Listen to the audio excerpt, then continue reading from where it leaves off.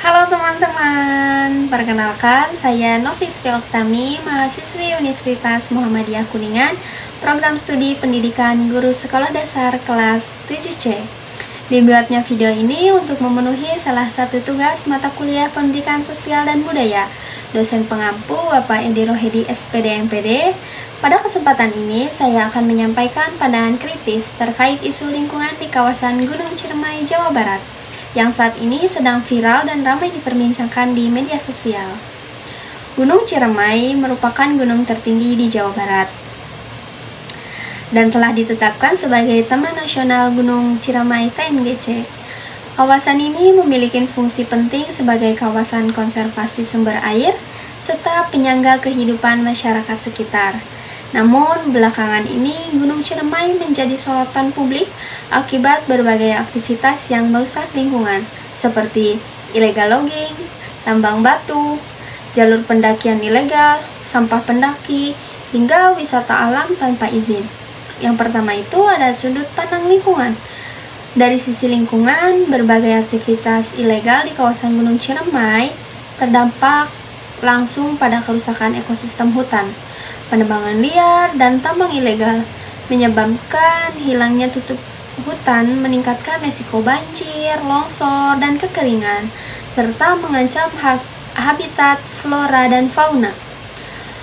Selain itu, sampah pendaki yang berserakan mencemari tanah dan air yang seharusnya tetap terjaga sebagai kawasan konservasi. Yang kedua, ada sudut pandang pendidikan. Dari sudut pandang pendidikan, kawasan Gunung Ciremai menunjukkan bahwa kesadaran lingkungan masyarakat masih perlu diingatkan. Pendidikan lingkungan seharusnya tidak hanya diajarkan secara teori, tetapi juga melalui pembiasaan sikap dan peduli lingkungan sejak dini, baik di sekolah maupun di keluarga. Sebagai calon pendidik, hal ini menjadi pengingat bahwa guru memiliki peran penting dalam menanamkan nilai cinta alam dan tanggung jawab terhadap lingkungan kepada siswa.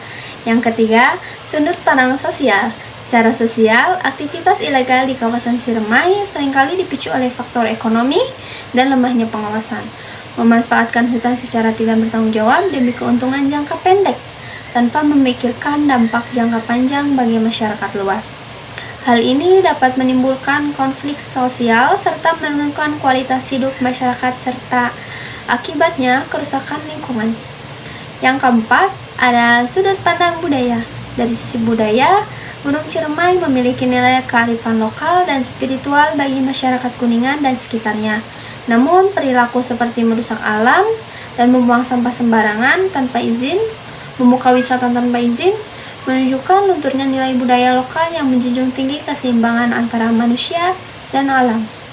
Padahal, dalam budaya masyarakat Sunda dikenal dengan prinsip lawang ruksak cai beak manusia balangsak. Yang kelima, ada sudut pandang teknologi. Dari sudut pandang teknologi, media sosial memiliki dua sisi. Di satu sisi, teknologi membantu mengungkap dan memviralkan pelanggaran lingkungan sehingga mendorong aparat bertindak. Namun di sisi lain, media sosial juga dapat mendorong perilaku negatif, seperti pendaki yang nekat lewat jalur ilegal demi konten yang bagus.